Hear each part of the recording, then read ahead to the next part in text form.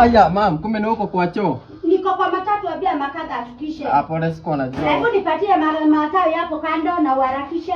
Ndio hiyo. Harakisha. Wewe, ni nini unafanya? Ndio hiyo. Na ulikuwa wapi? Umeshinda wapi leo?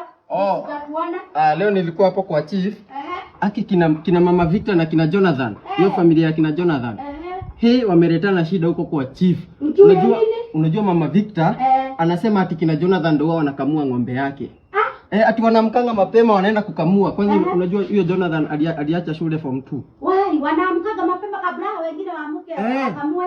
Juu mama Victor anasema kutoka Jonathan arudi, ng'ombe ilikuwa inatoa lita 6. Sasa hii haifiki hata moja. Na sasa huko lakini chief nimeacha akiwaambia wauze ng'ombe. Ndio ati ng'ombe yuzwe ndio kina Jonathan wakose kitu ya kukamua. Na sasa mama Victor akasema hiyo iwezi. Iwezi kabisa. Mimi siwezi.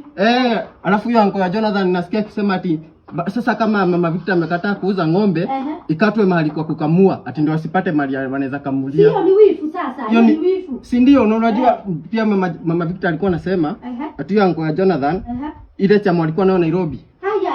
Alirudi ushago, alipotea na pesa ya chama.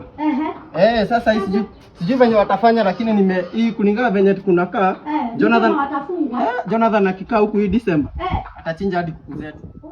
Sasa tutamfanya nini? Siwezi arudi kwa Nairobi. Sasa amekuja kufanya nini? Acha anafanya nini? Arudi huko. Tuletea balaa. Acha nikaangalia nyumba huku ndani. Nisipate mtoto amelamba simiti huko kwa store. Acha nifunge nirudi. Sawa. Lakini hiyo ng'ombe wameletiana shida yake.